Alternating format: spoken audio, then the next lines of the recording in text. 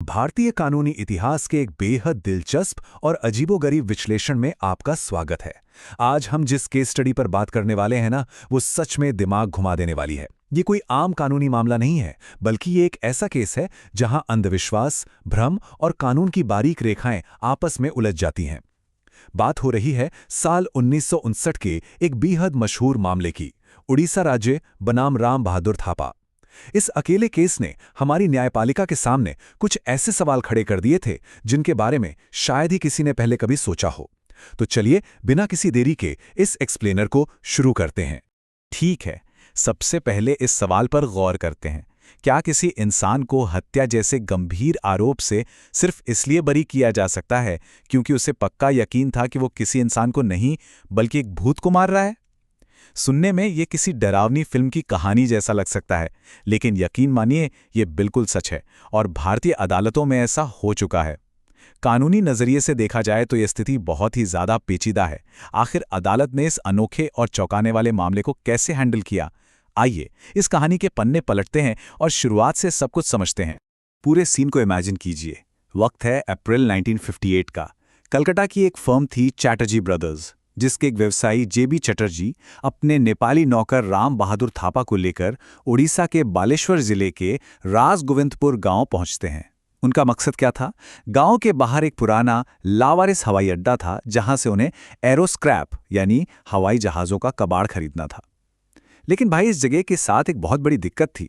आसपास के जो स्थानीय आदिवासी थे, खासकर संथाल और माझी समुदाय के लोग, उनके बीच ये हवाई अड्डा बहुत ही कुख्यात था। उनका मानना था कि यह जगह पूरी तरह से भूतिया है और ये बात उन्होंने बाहर से आए इन मेहमानों को भी साफ साफ बता दी थी। खौफ इतना ज्यादा था कि कोई रात के अंधेरे में उधर फटकने की हिम्मत भी नहीं करता था। अब आते हैं उस मनहूस मंगलवार की रात पर। गांव वालों का पक्का विश्वास था कि मंगलवार और शनिवार की रात को भूत सबसे ज्यादा एक्टिव होते हैं। हुआ ये कि रात करीब 9 बजे चंद्र माझी नाम का एक गांव वाला भूतों के डर से अपने घर जाने के बजाय पास की ही एक चाय की दुकान में दुबक कर बैठ गया। लेकिन चैटर्जी और उनका नौकर थापा, जो उस इलाके के लिए बिल्कुल नए थे, उनके अंदर इन भूतों को देखने की एक अजीब सी उत्सुकता जाग गई। उन्होंने तय किया कि वो आधी रात को उस ग्रामीण को उसके गांव छोड़कर आएंगे। और जब वो उसे छोड़कर वापस लौट रहे थे, तभी अचानक उस लावारिस हवाई अड्डे के पास उन्हें एक टिमटिमाती हुई रोशनी दिखाई दी। तेज हवा चल रही थी और उस रोशनी के आसपास कुछ परछाइयां सी घूमती नजर आ रही थीं। और यहीं से शुरू होता है असली भ्रम, जो हमें ये सोचने पे मजबूर करता है कि जो हम देखते हैं क्या वो हमेशा सच होता है। एक तरफ थापा का नजरिया था। तेज हवा में वो रोशनी अजीब तरीके से हिल रही थी, जिससे कई बार विल ओ द विस्प या छलावा भी कहते हैं। थापा और उसके साथियों को लगा कि बस भूत मिल गए। वो नाच रहे हैं और आपस में आंख मिचौली खेल रहे हैं। लेकिन असलियत क्या थी? असलियत बहुत ही सीधी और मासूम थी। वहां कोई भूत प्रेत नहीं थे। वो दरअसल कुछ स्थानीय आदिवासी महिलाएं थीं जो एक तूफान लालटेन जलाकर महुआ के पेड़ के नीचे महुआ के फूल बीन रही थीं। सोचिए, धारणा और वास्तविकता के बीच का ये एक ऐसा अंतर था जो आगे चलकर जानलेवा साबित होने वाला था। इस गलतफहमी का जो अंजाम हुआ वो रोंगटे खड़े कर देने वाला था। थापा, जो पहले से ही भूतों के अस्तित्व को सच मान चुका था, डर के मारे बुरी तरह पैनिक कर गया। उसने एक सेकंड के लिए भी नहीं सोचा और तुरंत अपनी खुखरी निकाल ली।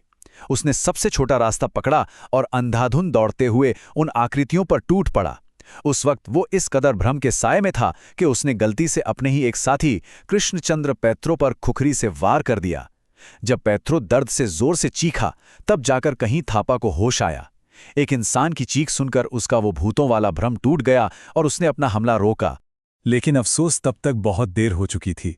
जो नुकसान होना था वो हो चुका था। इस हमले की दुखद वास्तविकता ये थी कि गेल ही माझी नाम की एक बिल्कुल बेकसूर महिला की वहीं मौके पर ही मौत हो गई और 2 अन्य महिलाएं, गंगा और सांवरी माझी, बुरी तरह से घायल हो गईं। इस दर्दनाक घटना के बाद राम बहादुर थापा पर सीधा मुकदमा चला। उस पर भारतीय दंड संहिता यानी आईपीसी की धारा 302 के तहत हत्या का चार्ज लगा और धारा 326 तथा 324 के तहत खतरनाक हथियारों से गंभीर चोट पहुंचाने का आरोप तय किया गया। ऊपर से देखने पर यह बिल्कुल एक सीधा साधा मर्डर का केस लग रहा था। लेकिन अब तैयार हो जाइए इस केस के सबसे बड़े ट्विस्ट के लिए। इतनी गंभीर चोटें, एक इंसान की मौत, लेकिन इसके बावजूद जब मामला सेशन कोर्ट में गया तो जज ने थापा को सभी आरोपों से पूरी तरह से बरी कर दिया। जी हां, बिल्कुल बरी। जज का कहना था कि आरोपी ने ये सब एक वास्तविक तथ्य की भूल के कारण किया। और कहानी यहीं खत्म नहीं होती। जब ये मामला सुप्रीम कोर्ट तक पहुंचा तो देश की सबसे बड़ी अदालत ने भी इस फैसले को बरकरार रखा और कहा कि थापा को कानून की धारा 79 का पूरा संरक्षण मिलना चाहिए। अब कोई भी आम इंसान ये सुनकर हैरान रह जाएगा कि भाई एक आदमी जिसने किसी की जान लेगी उसे अदालत ने बिना कोई सजा दिए कैसे छोड़ दिया। इस पूरे फैसले की नींव टिकी थी आईपीसी की धारा 79 पर। यह धारा मुख्य रूप से मिस्टेक ऑफ फैक्ट यानी तथ्य की भूल के बचाव के बारे में बात करती है। कानूनी दुनिया में एक बहुत पुरानी लैटिन कहावत है, इग्नोरांशिया फैक्टाई एक्सक्यूजेट। इसका सीधा सा मतलब यह है कि अगर आपसे किसी तथ्य को समझने में कोई भूल हुई है तो उसे एक जायज बहाना माना जा सकता है। अदालत ने गहराई से देखा कि थापा ने जो भी किया वो एक वास्तविक भूल थी। उसके दिमाग में यह बात पत्थर की लकीर बन चुकी थी कि वो इंसानों पर नहीं, भूतों पर हमला कर रहा है। और क्योंकि भूत पर हमला करना कोई अपराध नहीं है, इसलिए अदालत की नज़र में उसने जानबूझकर कोई जुर्म नहीं किया था। जाहिर है अभियोजन पक्ष यानी प्रोसिक्यूशन इतनी आसानी से हार मानने वाला नहीं था। सुप्रीम कोर्ट में उन्होंने बड़ा दमदार तर्क रखा। उन्होंने कहा कि अगर थापा ने थोड़ी सी भी एक्स्ट्रा सावधानी बरती होती तो शायद आज वो महिला जिंदा होती। इसके लिए उन्होंने आईपीसी की धारा 52 का सहारा लिया, जो गुड फेथ यानी सद्भाव की बात करती है। इस धारा के अनुसार आप किसी भी काम को गुड फेथ में किया हुआ तब तक नहीं मान सकते जब तक कि उसमें ड्यू केयर एंड अटेंशन यानी उचित देखभाल और ध्यान ना रखा गया हो। उनका सीधा सा पॉइंट था कि आधी रात को बिना कुछ देखे समझे हाथ में चाकू लेकर अंधाधुंध दौड़ पड़ना, क्या इसे आप उचित देखभाल कह सकते हैं? बिल्कुल नहीं। अब इस स्लाइड पर जो बात है वो सबसे ज्यादा दिलचस्प है। अदालत ने इस उचित देखभाल का पैमाना कैसे तय किया? अदालत ने कहा कि उचित देखभाल का कोई एक फिक्स फॉर्मूला नहीं है जो सब पर लागू हो। इसके लिए उन्होंने एक सब्जेक्टिव टेस्ट का इस्तेमाल किया, यानी उन्होंने थापा के नजरिए से चीजों को देखा। आप खुद सोचिए, थापा उस जगह पर बिल्कुल नया था, उसे भूतों पर पक्का यकीन था। वो मंगलवार की रात थी जिसे पहले ही भूतिया डिक्लेयर किया जा चुका था। और तो और उसके पढ़े लिखे मालिक और साथ गए स्थानीय व्यक्ति ने भी डरकर यही गवाही दी थी कि वहां भूत हैं। इन सभी बातों ने थापा के दिमाग को पूरी तरह से हाईजैक कर लिया था। उसके सोचने समझने की क्षमता ही उस वक्त काम नहीं कर रही थी। बहस के दौरान एक बहुत ही लॉजिकल सवाल उठाया गया जिसे हम द टॉर्च आर्ग्यूमेंट कह सकते हैं। अभियोजन ने कहा, अरे भाई, थापा के हाथ में एक टॉर्च थी, हमला करने से पहले उसने टॉर्च चलाकर क्यों नहीं देखा कि सामने कौन है? लेकिन अदालत का जवाब पूरी तरह से इंसानी मनोविज्ञान पर टिका था। अदालत ने समझाया कि उस मोमेंट पर थापा को 1% भी डाउट नहीं था कि सामने भूत नहीं है। और ह्यूमन साइकोलॉजी कहती है कि जब इंसान को किसी बात पर 100% यकीन हो जाए तो वो क्रॉस चेक करने के बारे में सोचता ही नहीं है। उसके लिए वो आकृति भूत ही थी, इसलिए उसने टॉर्च चलाकर चेक करने की कोई जरूरत ही महसूस नहीं की। इस पूरी कानूनी गुत्थी को समझने के लिए जस्ट कॉर्पस लॉ जर्नल का यह विश्लेषण बहुत काम आता है। क्रिमिनल लॉ का एक बहुत ही बेसिक और सबसे जरूरी उसूल होता है मेंस रिया यानी गिल्टी माइंड या आपराधिक मनस्थिति। सीधा सा नियम है कि एक निर्दोष दिमाग कोई अपराध कर ही नहीं सकता। इस केस में थापा का इरादा किसी बेकसूर इंसान को मारना या चोट पहुंचाना बिल्कुल नहीं था। उसकी कृत्य में मेंस रिया सिरे से गायब था। वो तो बस अपनी जान बचाने के लिए भूतों पर हमला कर रहा था, और जब मारने का कोई इरादा ही नहीं था तो अदालत उसे मर्डर का दोषी कैसे ठहरा सकती थी?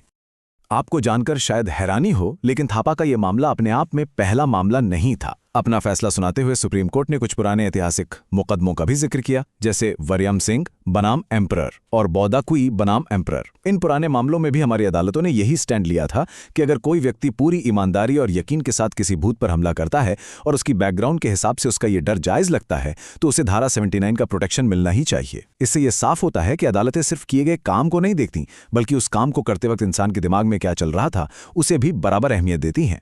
जैसे जैसे हम इस एक्सप्लेनर के आखिरी में पहुंच रहे हैं, एक बहुत ही वाजिब सवाल हमारे दिमाग में आता है, क्या आज के इस मॉडर्न टाइम में हमारी अदालतों में भूत प्रेत का ऐसा बचाव टिक पाएगा? कानूनी जानकारों का मानना है कि आज ऐसा होना लगभग नामुमकिन है। आज समाज आगे बढ़ चुका है, शिक्षा और वैज्ञानिक सोच का दायरा बढ़ गया है। आज की न्यायपालिका शायद ही किसी ऐसी ऐतिहासिक खामी या अंधविश्वास को ढाल बनने की इजाजत दे।